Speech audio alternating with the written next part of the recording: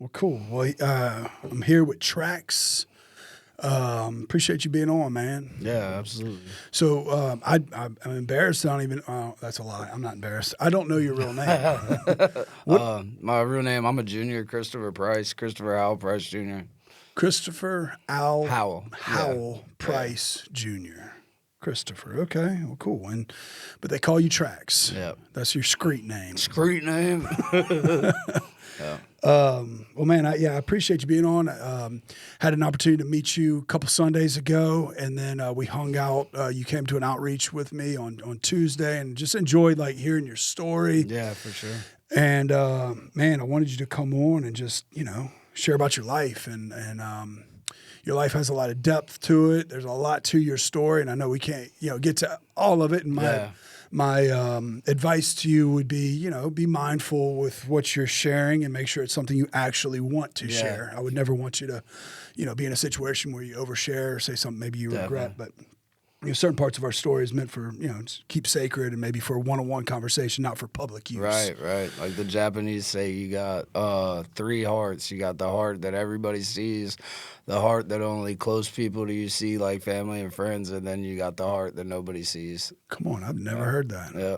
It's Japanese say that, huh? Yeah, samurais and stuff. Come on. Yeah. I haven't had a conversation with a samurai in quite a while. No, I've read a whole series by James Clavell called his Asian Saga, and they're like 1,200 pages each in jail, and it's like Shogun, Taipan, Gaijin, Whirlwind, and King Rat. Wow. Yeah, and it goes all the way back from the Dutch coming over to Japan and the samurais, all the way to a prisoner of war camp in World War II. Wow. Yep. You're speaking my man Brian over there's language. He's a gringo that thinks he's Chinese, man. Cool. That's pretty cool. Well, yeah, man, that's wild.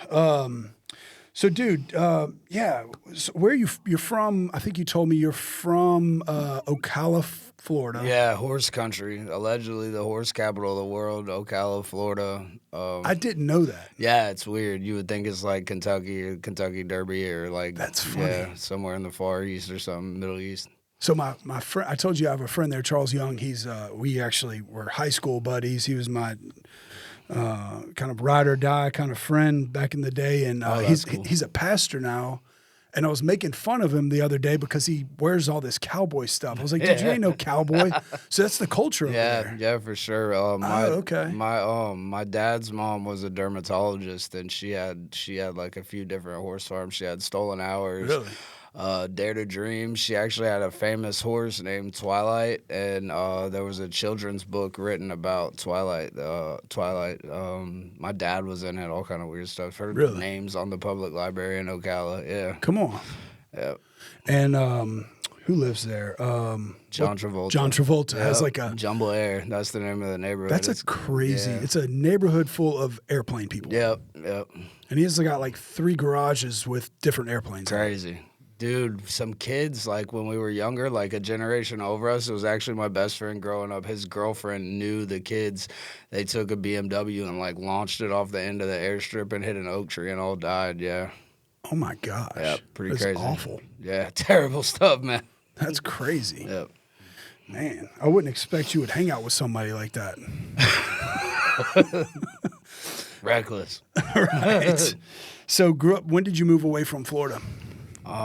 So I moved around as a kid. My grandpa had 48 acres in North Georgia in the mountains, completely remote, doomsday prepper type dude. Wow. Yeah, had an arsenal of guns, said he was going to put in septic tanks full of gasoline in case they ever tried to run down on him. And no power, no heat and AC, none of that. Canned all our vegetables.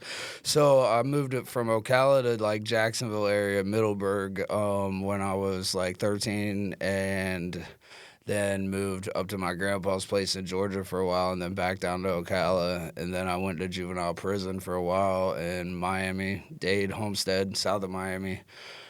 And I started traveling when I was 23. So by that time, I got kicked out of the house when I was 16 because my mom was having a mental breakdown. She had my stepdad arrested for a lot of stuff.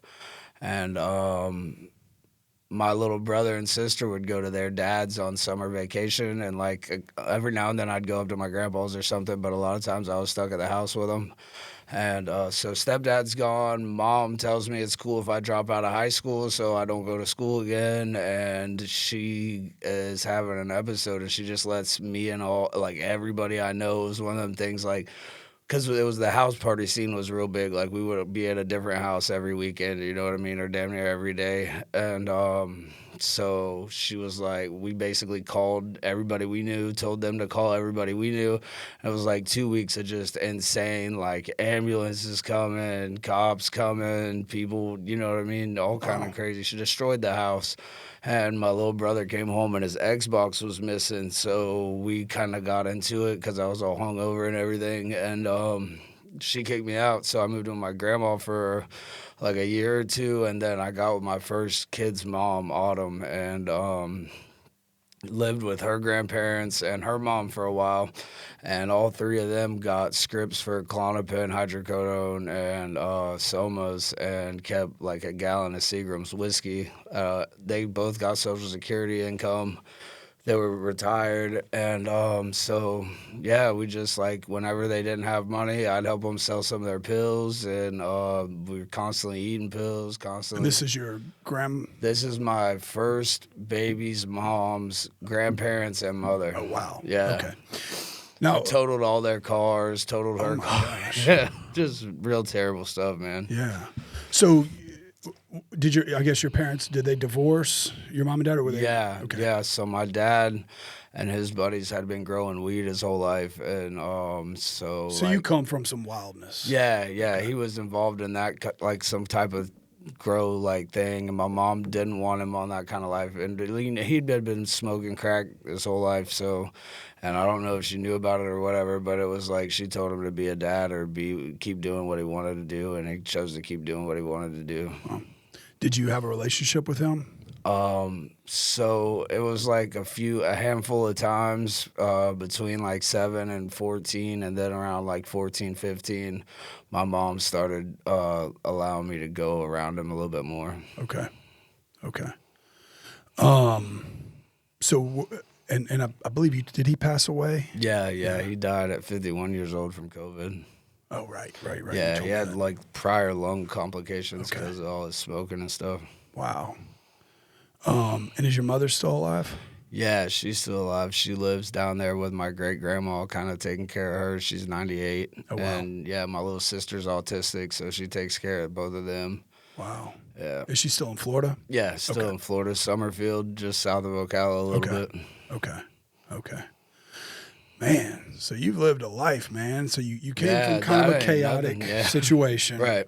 You get put out, move where your grandmother was, and you meet your first child's mother, Yeah. and that's chaotic. Yeah. And then what happened after that? So I end up doing some time. I sit in the county jail. That's when you were in juvenile detention? No. Now I'm about 19, Okay. 20. What did you So go to juvenile We had for? my son. I went to juvenile because my mom, she was like hell bent on me not becoming like my dad and like living this perfect fairy tale life. You know what I mean? So is your mother straight laced? No. She's been on like pain meds. She's like a hypochondriac, Klonopin, high dose of Klonopin, alcohol, and my stepdad smoked weed and drank a lot, and so that was kind of what was going on with that. But she wanted me to do better, and I wasn't doing better because of snatching me around all the time, moving me around away from my friends. Like I'd get a girlfriend, snatch me away. So I was kind of rebelling, and I just had some little weed plants growing in my closet in like a Dixie cup with a lava lamp with the glass took off of it. Like they probably wouldn't have grew anyways, but she found them when I was gone to school, and she had me locked up for that. And then she kept calling the school and telling them to search me and shit. So like one time I knew it was bad because the dean came and got me out of class and was like walking behind me, and I had a little bag of weed in my hoodie pocket, and I real quick thought he might have been looking to the side or something, threw it in my mouth, and he like fish hooked me and grabbed it and pulled it out of my mouth. Yeah, it was crazy.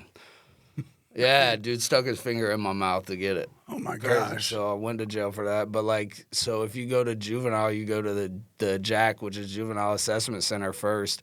And if you don't score out to enough points, your parents got to come pick you up so you don't go to the back to the detention center. Well, like the time before I actually went, she came to pick me up from the Jack, and she came up with some bullshit story and was like, da da da da, you're gonna go away till you're 18. I'm like, no, I'm not. She stopped at a red light, and I smacked a cup of water at her and jumped out of the van and took off and stayed on the streets for like four or 5 months before they finally got me. Yeah, My gosh. yeah. And that was at what age? 14. You were on the streets at 14. Yeah, and then I went to juvenile prison for like. Now, 2 when you months. say on the streets, are you couch surfing or Yeah, you? at that point, yeah, couch surfing, kind of. Okay.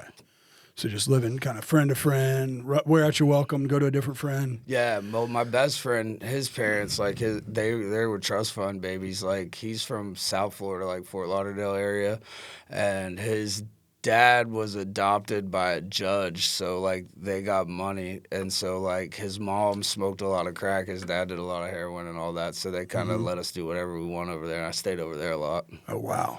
Yeah. Okay. So it sounds like it was chaos after chaos Yeah. in your life. Yeah, pretty crazy. So then, okay, when you said, I want to get back to where you left off, you said you started traveling. What does that mean? So after I did that jail time after my first baby mama for about 15 months, got out, met back up with my second baby mama from school. Like we all knew each other in high school and stuff, and she was dancing in Colorado. Went over there with her for a little bit, ended up back home, had my 2 daughters, and things were just getting really, really chaotic. And the town that I'm from, Ocala, it's a big regional gathering for like all the hippies and rainbow kids and all that stuff and dirty kids. So like they'd come through every February, like around Valentine's Day to my town. So I was already kind of like brought up in the culture of traveling kids, being around them and stuff, partying with them. So it had always been in the back of my mind to go and travel, which is like basically like just catching greyhounds, hitchhiking, hopping trains. I did a lot of train hopping because like hippies, like the hippie kids, the rainbow kids, they're kind of like the softer, like love, all this. And then the train kids are like the total opposite end of the spectrum, which is like alcohol, violence, fighting, stabbing, all kind of stuff. So I gravitated more towards the crazy ones and did a lot of that. So I did that for 10 years after I left from Julia and my daughters. Been everywhere, all up and down Mississippi, Alabama, Florida, Georgia, Tennessee, Kentucky, Midwest, Texas, Nebraska, Iowa, Illinois, Phoenix, just all over the place. So you just like jump on a train when it's taking off, I guess? So like there's a safe way to do things and then a crazy way to do things, and like You've done both. Yeah, both for sure. So like you can wait till it sides out, and sides out is like when it stops for either priority to go by or for like just, you know what I mean, so it'll stop or to pick up shit or to refuel or whatever. So you can get on it like that, or you can catch out on the fly, which is catching it while it's moving, and like maybe 15, 20 miles an hour tops, but they go up to like 70 miles an hour. Wow. Yeah. And then you learn the difference between junk and double stackers, and then how many units means how much fuel it has, how far it's going. Come on. Yeah, once you've been to certain places, you know where to catch out and all that. So there's some strategy to it. Yeah, a lot of And so stuff. do you like already know the destination, or you just figure it out as you go? So they got a guide called a crew change, but it's kind of played out. That's some old school stuff. It used to be like a pass down to the next generation type thing, and then people started selling it for dope and stealing Selling what? them. A crew change is a guide that tells you like where all the yards are, what where the bulls are tough in the yard. The bulls, the railroad police, like tells you where they're really tough on you. Kind of like just a map of directions. But I've never seen like a real one. Now they got like PDF files you can download and get them on your phone, but I never used that, man. It was all just trial and error for me. I've been caught I don't know how many times. I've only went to jail twice, once in Tennessee and once in Mobile for hopping freight.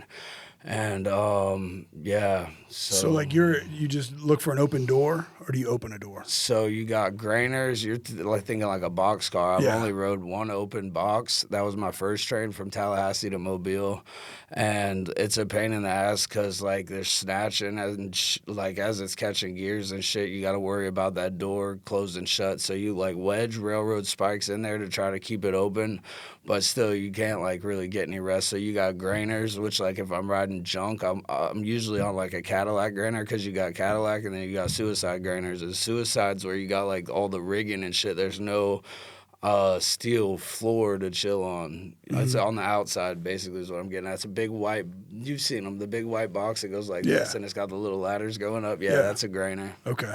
So you got one with a sheet metal floor you can chill on, and then another one where you have to be uncomfortable standing on rigging the whole time. I rode those gondolas, which is like the box car with the top chopped off. I rode from Greenwood, Mississippi to Jackson, Mississippi on creosote cross ties in a gondola one time. So if it's like bad weather, cold, you're like in yeah, the weather. yeah, you just gotta kind of deal with it. Oh my gosh. Yeah, like I was I hopped out of St. Louis and ended up somewhere in Illinois, and it was like snowing, and all I had was a sleeping bag. And as I was catching out, I ripped my bibs, and I didn't have any clothes under them. All that was my overalls. It's ripped, like it's snowing, and I could tell I'm going. The snow's just getting worse and worse. Yeah, all kind of stuff, man. Man, that sounds miserable. Yeah, that's not. It's worse than that, man. Like the So you only rode in one box car? yeah one inside of one? one open box car. Yeah, Because that's what I've always thought of is they must just be chilling inside of one of those. Yeah, well, actually, like that's junk's not even ideal to ride. Like you want to ride double stackers for the most part if you can, because they go faster and they carry more fuel and they don't stop as much. Because junk, like boxcars, grainers, oil tankers, all that stuff, they stop more often to let priority go by. Like so, you'll be on it and it'll just stop, and you're sitting there waiting for hours to pick back up again. So like unless it's mandatory, like you have to do it, you want to catch like a priority, and then like you get into so it might have four pullers, like one or two in the like one in the middle, and then like three or four pushers on it. But the only one of the units that's manned is the front one, so you can literally get in any of the other units with engines. So you ride inside of Yeah, the with heat, AC, fridge with water in it, a bathroom, like all that. Yeah. and they have no idea you're riding in one of the Yeah, engines. no idea. Okay, so that's the best. Yeah, situation. yeah, that's the best scenario. It's a little more risky. Yeah. Dude, that's wild. And so you must have really loved that life. Yeah, I mean, because yeah. is that what Yeah. inspired the train tracks? Yeah, for sure, man. So you're supposed to get a dot for every 1,000 miles or every trip from East Coast to West Coast tatted on your face, and then you get a small line for a year, a bigger line for 5 years, and a bigger line for 10 years when you're supposed to be able to retire. But like, I don't know. I was just really prideful and egotistical, so I turned it into train tracks. Plus, people started calling them cat whiskers, and I didn't like that a lot. So yeah, did that. Man. So what? So I mean, I don't have any tattoos. Yeah. Which I've always wanted one, but I just never have taken the plunge. Never found something I wanted to keep forever, and just then I became 46 years old, and it's like you're too old to try to do that now. No, there's nothing wrong with that. Like, there's been times where I've thought about, like, dude, what if I would have never, like, especially starting to try to work out and shit. Like, you can't really see your cuts and muscles as much as you could without having tattoos all over you. Yeah. Well, Yeah. maybe I'll reconsider. But like, how did you? Like, it seems like a huge step to get one on your face. Yeah.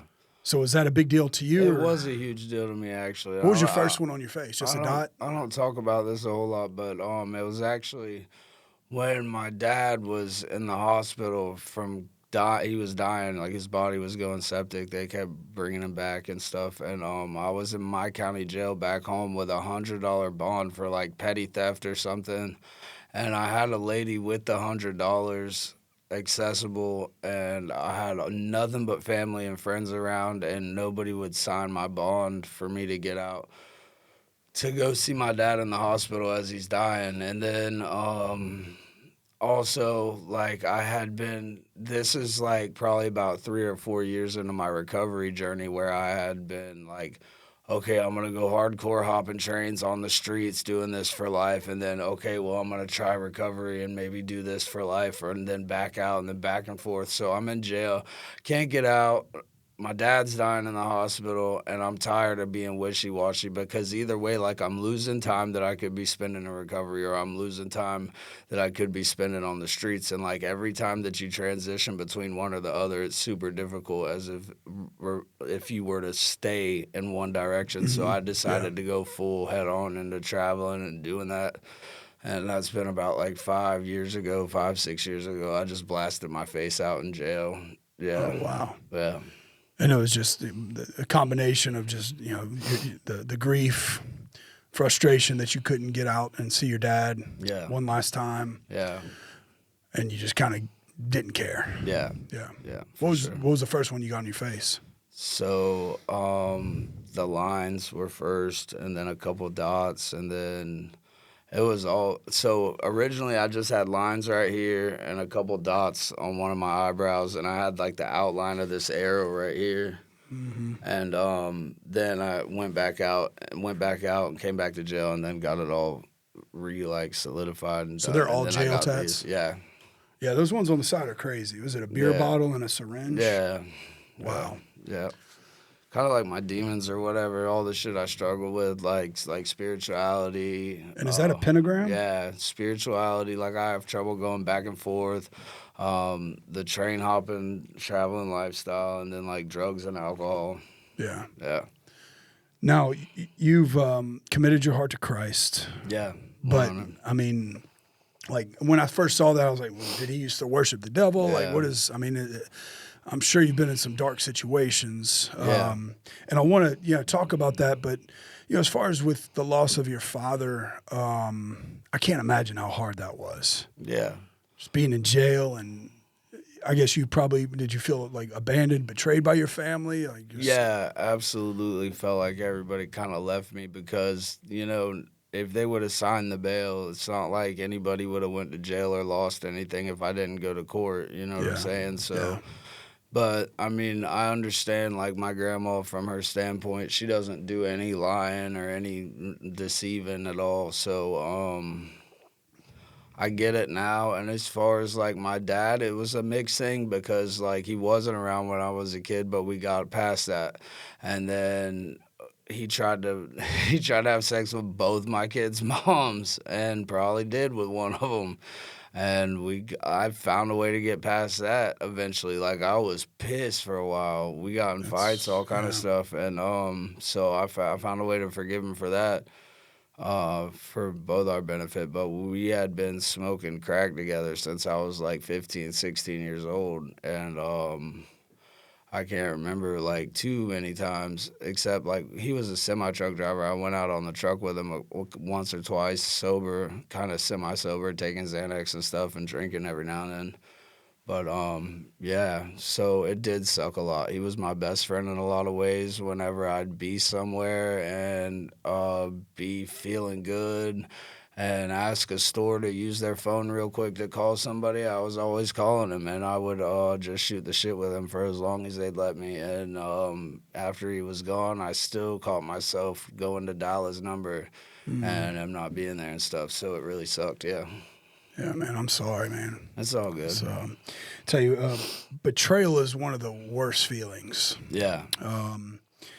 And sounds like you've had a lot of it. Yeah. In your life. People are supposed to protect you. People are supposed to love you. Yeah. And that's really tough. Yeah. But with that being said, I don't want to fall into the mindset of like being like seeing myself as a victim. Like a victim. That's so wise. It's something I've learned over the course of trying to get sober and clean. Feeling sorry for yourself doesn't get you very far. No, it doesn't do anything for you. And then like when you go back and analyze those resentments, it's like even if you didn't have much of a part to play in it, you still played the part of holding it onto it and onto it and allowing it to affect you throughout life. Yep. Yeah. That's why forgiveness is so important. Yeah, it's crucial. Big thing. One of the foundations of the Christian faith is forgiveness. That's what I was about to say too, is like a lot of times, like even the situation with my dad and my baby's moms and stuff, like how I was able to forgive him is like and a lot of it was like how God forgives us, and we need forgiveness just as much too. But it was also like, so I'm a drug addict, right? I've hurt a lot of people close to me by being a drug addict. I haven't been able to stop. So if his addiction is like sex, doing as bad as my addiction is with drugs, then he deserves forgiveness. Like I'm getting forgiveness from God and from my loved ones and everything else. That's so good, man. Yeah. So good. And so, your faith journey has been wild. Your life journey is just unbelievable. But your Yeah. faith journey, I mean, I think you mentioned last night some witchcraft. Yeah. Yeah. I mean, did you go so far as to be like worshiping Satan? Yeah, to an extent. I was certainly around people that were, and people that were a lot further in it than me. And what it boils down to is like kind of the same thing. In my mind, what I've gathered is like the same thing as Jesus asks you to live your life as you're born again as a new creation and freedom and to walk like he walked. Um, it's like just a reverse role of that. Like you're offering, like going through pain, going through hell, going through misery, putting other people through it to use the time and the energy that you have to go in the opposite direction. Really? Just complete rebellion. Yeah, just completely. Even if it's to torture yourself to go through it. You know what I mean? And be out there walking around with no food and just all that craziness, all that violence, and just throwing people off. Like he uses everything, man. The media is so bad. All the stuff. All movies, it's just so terrible. Anything to distract people from the actual thing, which is to live like Jesus did, for real. Yeah. Yeah. Man. Yeah, I don't know if I've ever, maybe I met one guy, I think he was a liar, but someone that, I was a devil worshiper. So it sounds like it's just a lifestyle of complete rebellion, anti things of God. Yeah. So when I was a child, in ninth grade, I guess, the beginning of high school, I read all of Anton LaVey's stuff, which he was like the founder of the Church of Satan or whatever. And it's basically the key principle of it is indulgence over abstinence. So, like, why would you abstain from things that you're naturally wanting to do? And concepts like that, like maybe the most pure thing in the world would be a baby that was born without any outside influence. Which direction would it go? Would it go with its carnal desires or wouldn't it? You know what I mean? Yeah. Just kind of philosophical stuff like that. But in my mind, the devil is something totally different. And I've seen and witnessed things that are just unspeakable as far as that goes. So, yeah. Wow. So that was when you were ninth grade, you said? Yeah, ninth grade. I read all his stuff.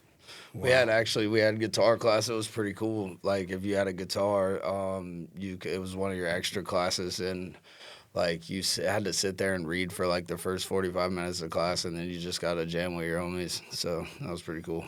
Yeah. Do you play guitar? You play guitar, huh? Yeah. Are you good? Yeah, pretty good. I mean, I just mess around with chords for the most part and learning songs that I like to play and mess around singing and playing my own songs. I don't really shred. I got some friends growing up that really spent a lot of time and learned how to shred and stuff, but yeah. Man. So you the faith journey is wild. And I think anytime you meet somebody, a buddy of mine, in fact, Stephen, he was on this, I think the last episode of this was atheist. Yeah. And found his way to faith. You being completely anti, you were a believer, but you were, serving the wrong God. Right. Yeah. But that you landed on Christianity. That's always fascinating to me. Yeah. To see that transformation and that journey, how you land where the truth is. Yeah, absolutely. And a lot of times in AA, you hear the saying thrown around, like the gift of desperation, and I think that's what it boils down to. And I think it is a gift. It's a gift from God. You know what I mean? That's why we go through some of the stuff that we go through, so that way we can actually reach out to Him. Because like when things are going well, and say like I was brought up in a house where my stepdad was completely atheist and into science and stuff, and my mom was brought up religious, but she was trying to please him, so she was going with the atheist thing. So we were kind of allowed to believe whatever we wanted, and didn't really have any, standing as far as that, except my grandma. But without that desperation and having to reach out to something higher than yourself, then there wouldn't really be, the opportunity to get close to her, to strive for Yeah. something spiritually good and moral. Yeah. So you really had very little guidance growing up. So my mom, I didn't allow any Okay. guidance. Yeah, Yeah. I didn't take anything from authority. Like that's why she ended up just having me locked up as much as she could, because like I wasn't going, like, ground me, okay, I'm going out the window, like, and what are you gonna do? Yeah. So yeah, I ended up going to jail a lot because of that. I wasn't. She wanted a perfect little family. I think I ruined that for the most part. And caused a lot of chaos in my grandma's perfect life when I moved in with her. She says that it was a good thing though, because she's less gullible now. Like she used to date. My mom used to say she just wore like her rosy glasses or something, Yeah. or little pink glasses Yeah. or something, and that she just lived in this fantasy world. And then I came crashing in, and Is she still alive? yeah, Grandmother? yeah. She's got full custody of my son, Oh, and wow. yeah, he's having some problems now. And she lives in Georgia? No, she lives in Florida. Your Yeah, grandmother does. yeah, Okay. yeah. My grandpa up in Georgia, he passed away. Okay. He was the Yeah, prepper. yeah, the Okay. prepper, Okay. yeah, big time, dude. Okay. He was ready to burn it down. Wow. How old's your son? My son is 14. In June, he'll be 14. And he's having some issues. Yeah, yeah. Actually, my grandma mentioned something crazy that he said about not wanting to be alive or something. Oh, wow. Yeah, that's kind of scary. Yeah. So you've spoken with your grandmother since you've been. Not this time. Okay. I'm falling back from all that just for a second, man, because there's like patterns, you know what I Yeah. mean, Yeah. for me falling back. And like, I count it as a blessing that I haven't been able to have a phone this far, because I've always been able to have one, you know what I mean? And I've always like immediately got back talking to baby mama, and she's like guilting and shaming me for everything. And like, I'm just I'm taking it easy. I'm taking it as God gives things to me, and I'm just trying to. I got a sponsor now. I'm fixing to start working a program, and I'm trying to make this last. Yeah, that's great. Yeah, I can't imagine. I was thinking about it this morning, just thinking about the bits and pieces of your life that you shared with me, and knowing how much peace you must feel right now. Because Yeah. I don't claim you're in our recovery program, Yeah. Restoring Purpose Ministries. I don't claim it's a perfect environment, but it's peaceful for them. Yeah, As peaceful as that's it can be, incredible, getting a bunch man. of dudes living together. It's incredible. I can tell there's been a lot of work put into getting that place to the way that it's run and the way it works now. Because like I said, I've been trying this thing for like 6 years, been in and out of a lot of places, and it's just the structure and the way that it's set up is like you have enough to where you don't feel like you're in jail. You know what I mean? But you also and you help every step of the way, everything you need to get successful and be productive, and it's That's cool. incredible. That's Yeah. cool to hear. So your traveling led you to New Orleans Yeah, again. again. Yeah. How long were you in New Orleans? This last time I was in New Orleans for about a year and a half to 2 years on the street Okay. in the And quarter. yeah, what landed you there? Just So I did some time in Tennessee, and I met a kid with a van, and he was wanting to do some traveling, and so he's like, "Where are we going?" And it had been a long time since I'd been down here, since about 2017, and I told him we'd swing down here, and I ended up getting stuck and got with a girl, and ended up falling in love with Louisiana and the city, actually. Like, she made that happen. She's really crazy, manipulative little chick, but like she made me fall in love with New Orleans and the culture and everything, and I can't leave that no matter what. I'm not going back to Florida. I'm not going anywhere. This is my home now. yeah. New Orleans is a wild place. Yeah, it's crazy. My wife and I were both born there. She grew up there. I have lived in Baton Rouge since I was around 3 years old, and I'm thankful I grew up here. I think New Orleans would have landed me with tattoos on my face. I do feel that, though, because this, like, just what I've seen, I've only been in Baton Rouge since I got sober this time, and from what I've seen, it reminds me a lot more of my hometown. Yeah, Baton Rouge does? Yeah, big time. I love Baton Rouge. Yeah, it's really cool. Great city. Yeah. But I thought this was wild, so, the fact that I think two of our women that go to Purpose Church had crossed your path while you were on the streets in New Orleans. Definitely a God thing. Yeah, it's crazy. So Shannon I met back in like 2016, 2017 when I first started traveling. That train I caught from Tallahassee to Mobile, I was talking about, that one boxcar. Yeah. Yeah, and then I caught a mega bus from Mobile to New Orleans and stayed for about 6 months. And I met her back then. She gave me a lighter and a pack of cigarettes. Oh wow! Yeah, it's pretty cool, man. Did you have the face I tattoo? Didn't. Oh, no, but I didn't. Oh yeah, wow! She's a beast. Yeah. And so. And then this last time, I didn't remember it at all until I went to Avenues. So I didn't know if I wanted to get sober this time or what I was doing, you know what I mean? I had successfully built up quite a few enemies in the quarter, and like I was just constantly being persecuted, like coming at me with machetes and chains and locks and shooting pistols at me and all kind of craziness, jumping, just everything you can think of. And so I was like, dude, I'm getting out for at least a little bit. So I went to the hospital, caught that ride to Baton Rouge to treatment, and pretty much as soon as I walked in, Misty comes up to me and she's like, "You don't remember me?" She's like, me and my friend Ashley Narcaned you like 5 times in the quarter."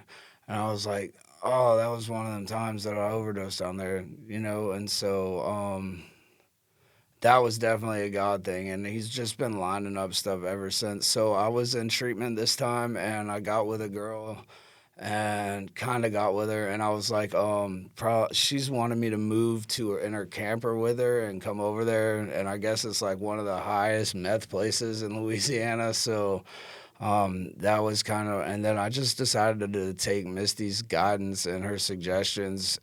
She's actually the one who mentioned RPM to me, and it's just been blessing after blessing, man, and I've been making a lot of right decisions and trying to lean on Jesus and what I see, that what I can discern what he would want me to do. Yeah. Yeah. Yeah, he definitely, I guess that's going against your bent is rebellion, you know, from a kid, you know, your parents, your mom tried to guide you, you fought against that, and the Lord is certainly there to lead you and guide you, but you still have that option. Yeah, for sure. Surrender is like the key thing here, to surrender it all daily, because that's what we get in Alcoholics Anonymous, is a daily reprieve, or NA, whichever one it is, a daily reprieve from our things. So like every day I have to surrender control, because the minute I start trying to control things in my life, my ego will take over, and it'll convince me that I can use or drink successfully, which is tried and proven over and over and over to not be the case. It can't happen. Yeah. So what? Yeah, I mean, you're taking it one day at a time right now. You're not stressing yourself out, which is very wise. Yeah. You're making really good decisions. What is I guess what's your dream right now? Like what would be the life that you would like to be living? So I'm trying to kind of take it step by step, but so my aspirations, that's exactly what, and that's cool because that's the name of the place, is Restoring Purpose. I need to find purpose and find what my goals and aspirations are in life, because I really don't have a total grasp of what I want. Cool. I'm trying to take it step by step and get to work. I'm excited about being able to get to work soon, and Eventually, I would like to go to school for something, try to come up with some kind of long-term career path, whether it be something from Lifehouse or whether I figure something else out. Whatever God's got in store, man, I'm just gonna try to take His guidance Yeah. and just try to take it. And how old are you? 34. 34. Still young, still got some youth. I don't know about that, man. Feels like I've lived 20 lives already. I agree. But yeah, man. One thing I've noticed is God. It's Romans 8:28. It's my favorite scripture. God works all things together for the good of those who love Him and are called according to His purpose. Good stuff.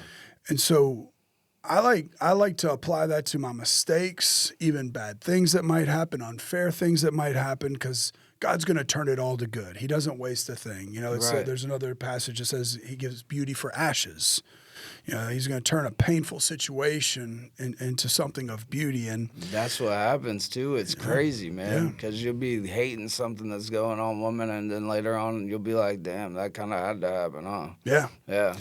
And so, like, when I just, like, when you were sharing, like, I don't know, I need my purpose restored, I need to discover that, man, you have so much fearlessness within you just because of what you've lived, the life you've lived. Yes, sir. You're not scared to do crazy things, but applying that to living for Jesus. Yeah. I mean, no telling, man. That's going to be He cool. may put you on the mission field. You may be doing local missions with us. Like, you just never know what God has in store for you, but He does have a plan and purpose for your life. Yeah. He did when you were in your mother's womb. The decisions you've made have altered that. Yeah. But I picture God, this is just, in my mind, I'm visual. I picture God with one of those, He's got your life written out.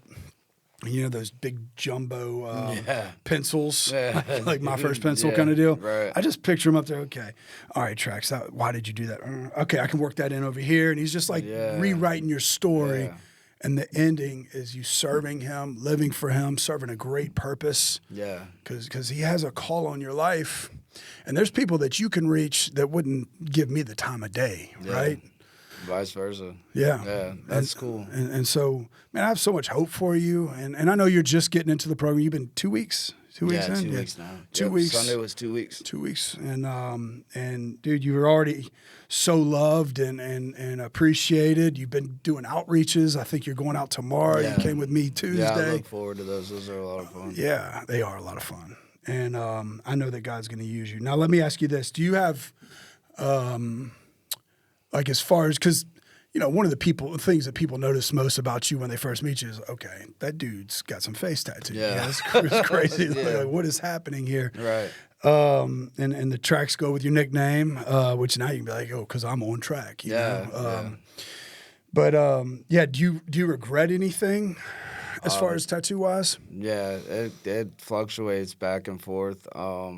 I think eventually, because, like, I don't know how much it costs to get stuff removed, and I don't even know if I would want to go that route unless I had to, but I think I'm definitely going to turn that needle into a tattoo gun, maybe the, like, dueling tattoo guns, with the beer bottle and the needle, and, just see what happens. I do regret it, like, when I'm trying, like, because a lot of times instead of going into an atmosphere like this, which is, like, more like a long-term take care of what you need to do, I go to, like, straight-up sober living, nothing provided for you, come out, you get it how you live, go find work, no ID, no phone, no nothing, and crash out pretty quick, and it's just been a struggle finding work with all this shit on my face, so hopefully it'll be different. Well, you never know, and if it's God's will, He's like, hey, I want some of that removed. He'll provide it. You know? Right. Yeah, you might I'll have a be plastic down. surgeon listening to this that says, you know what?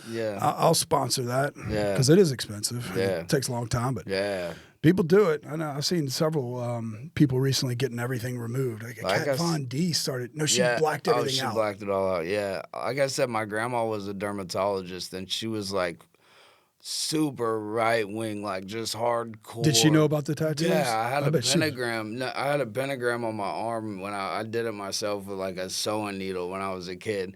And I went on some Christian thing, and I was with her. She was like, "Let's get it gone." She had like this thing. It was a laser, and it looked like an old stapler, but white, and it had this like clear thing on the front, and like when she was hitting me with it, you could see the sparks, like spark plugs hitting together and smoke. That shit hurt so bad, dude. I was like, stop. She's like, no, stop. Pull yourself up by your bootstraps. You're a price. And like started putting her knee in my chest and gagging me with that thing. I'm like, no, no, no, no.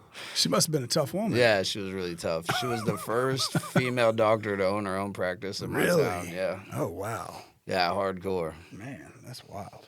Yeah, I think they caught me with some porn in my backpack when I was like Playboy magazines I found in a construction dumpster in like 6th grade.